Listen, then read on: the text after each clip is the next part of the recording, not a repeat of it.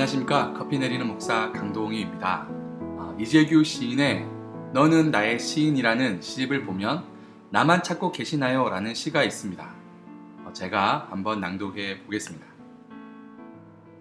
나만 찾고 계시나요?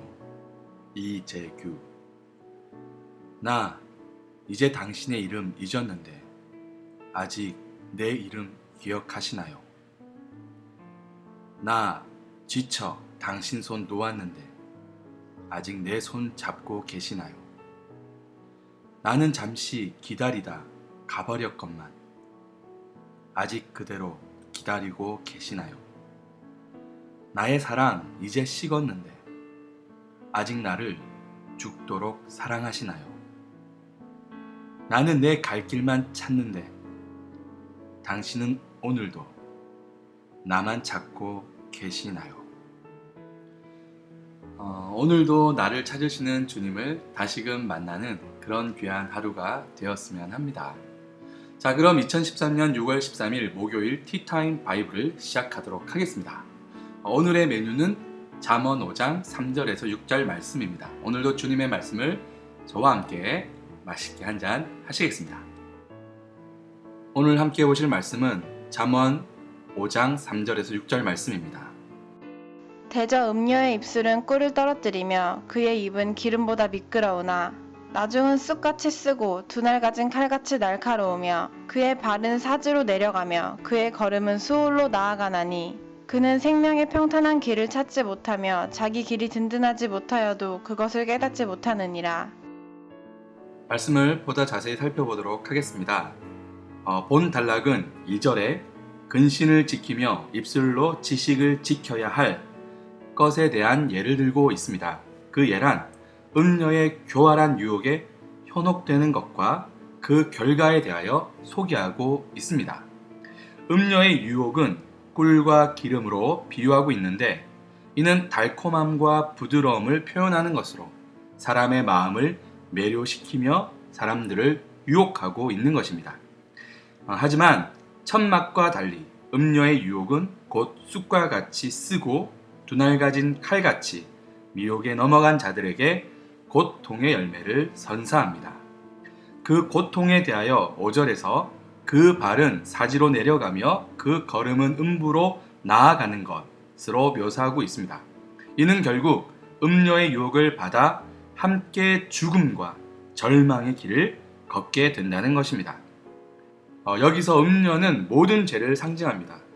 죄된 본성을 가지고 태어난 인간은 자신의 욕망을 구현하기 위해 죄의 유혹을 쉽게 거절할 수 없습니다.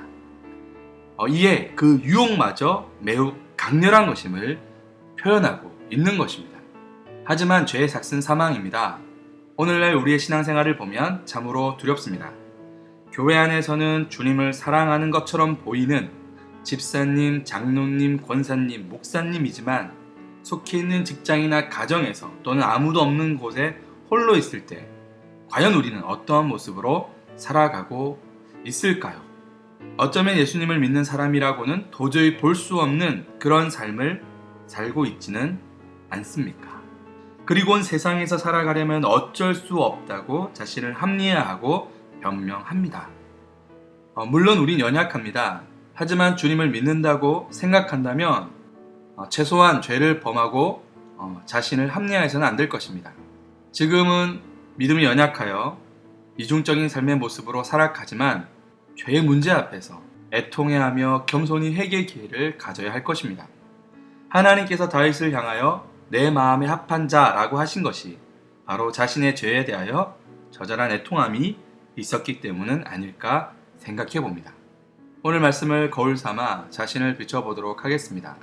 첫째, 나는 지금 어떤 죄의 달콤함에 빠져 있는가? 둘째, 나는 죄의 문제를 어떻게 다루고 있는가? 셋째, 오늘 하루 주님의 말씀을 붙들고 나의 삶의 자리에서 죄의 미혹에 빠지지 않도록 분별과 선택의 준비가 되어 있는가? 저는 군대 시절에 담배를 배웠습니다. 오해는 하지 마십시오. 지금 담배를 피운다는 소리는 아닙니다. 저는 담배를 피우고 싶어서 배웠던 것은 아닙니다. 신병 시절 자신이 하나님과 동기동창이라며 자신을 소개하던 왕 고참이 저에게 보급 담배가 아닌 값비싼 사제 담배를 하사하셨습니다. 순진한 저는 교회를 다녀 담배를 피우지 않는다고 말했습니다. 며칠 후 근무를 쓰던 저는 소대로 모이라는 지시에 따라 내무반으로 들어섰습니다. 내무반은 이미 전 소대원들이 기합을 받고 있었습니다. 저는 전경 출신이었는데 당시 엎드려 뻗쳐라는 기합 종류 중 아리랑 깍지, 이것이 아리랑 깍지입니다. 아리랑 깍지. 그러니까 보통 이렇게 주먹 쥐고 엎드려 뻗쳐를 하는데 이 아리랑 깍지라는 게 있습니다. 이렇게 하고 기합을 받고 한 단계 그 위가 바로 정경 깍지라는 게 있습니다. 그것은 이렇게 해서 엎드려 뻗쳐를 하는 것인데 불가능해 보이지만 이게 군대에서는 다 가능합니다. 여하튼 굉장히 힘든 기합을 이미 받고 있었습니다.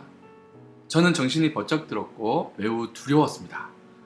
소대원 전체가 기합을 받는 이유가 어처구니 없게도 제가 담배를 거절했기 때문이라고 합니다.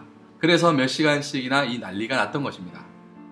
고참은 저에게 다시 담배 한 대를 주고는 제가 담배를 피우면 기합을 그만두게 할 것이고 담배를 피우지 않으면 필 때까지 기합을 주겠다고 으름장을 놓았습니다.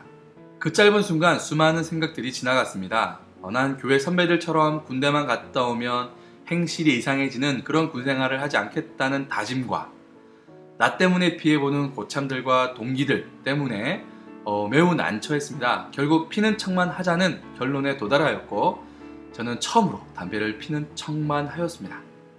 고참은 콜록거리며 괴로워하는 저의 모습에 매우 만족해 하였고 내무반은 다시 평화를 찾았습니다. 문제는 바로 그날 밤이었습니다. 고참이 저를 자신의 자리로 불러 담배 3대를 주면서 다 펴야 잠을 재우겠다고 말하는 것입니다. 저는 이미 한번 담배를 피우겠다는 의사표현을 했던 터라 더 이상 거절할 명분을 찾지 못했습니다. 결국 콜록콜록거리며 담배 3대를 다 피우고 잠자리에 들 수 있었습니다. 문제는 무려 석 달간 자주 저에게 그렇게 했다는 것입니다. 아마 지금 군생활 하시는 분들은 아마 상상도 안 될 일일지도 모르겠지만 그때만 해도 그런 것이 자연스럽게 받아들여졌던 때입니다. 석 달이 지난 후 고참은 더 이상 밤마다 저를 불러 담배를 권하지 않아도 되었습니다. 왜일까요? 이미 담배 맛을 즐길 줄 아는 제가 먼저 찾아가 오늘은 담배를 주지 않습니까? 라고 말하는 둥 그런 상태가 되어버린 것입니다. 훗날 제대 후 아무리 끊으려고 해도 쉽게 담배를 끊을 수가 없었습니다. 교회에서 매우 열정적으로 신앙생활을 했던 터라 저를 따르던 후배들이 길거리에서 담배 피는 저의 모습을 보고 실망하기도 했다고 합니다. 그러던 중 신앙의 해를 품고 교회를 떠나가려 할 때 성령의 역사하심으로 저는 회심을 경험하게 되었고 놀랍게도 담배 그리고 술이 그냥 끊어지는 역사를 경험하게 되었습니다. 정말 전혀 담배를 해본 적, 술을 마셔본 적이 없는 상태로 되어버린 것이죠. 물론 술, 담배 하는 것이 큰 죄는 아니라고 저는 생각합니다. 하지만 저에게 있어서 담배와 술은 주님께 나아가는데 큰 부담과 죄책감으로 작용했던 것은 분명한 사실입니다. 올드보이라는 영화에 보면 이런 대사가 있습니다. 모래알이든 바위덩어리든 물에 가라앉기는 매 한 가지다. 그렇습니다. 작은 죄를 소홀히 여긴다면 그것이 바위덩어리가 되어 우리 마음을 짓누를 것입니다. 그리고 주님과의 친밀한 교제를 파괴해 나갈 것입니다. 주님께서는 술, 담배를 끊게 하신 것이 아니라 주님과 나 사이를 가로막아 놓았던 죄의 바위덩어리를 분쇄하여 주신 것이었습니다. 지금 여러분과 주님 사이를 막고 있는 죄의 바위덩어리는 무엇입니까? 오늘 하루도 승리하십시오. 감사합니다.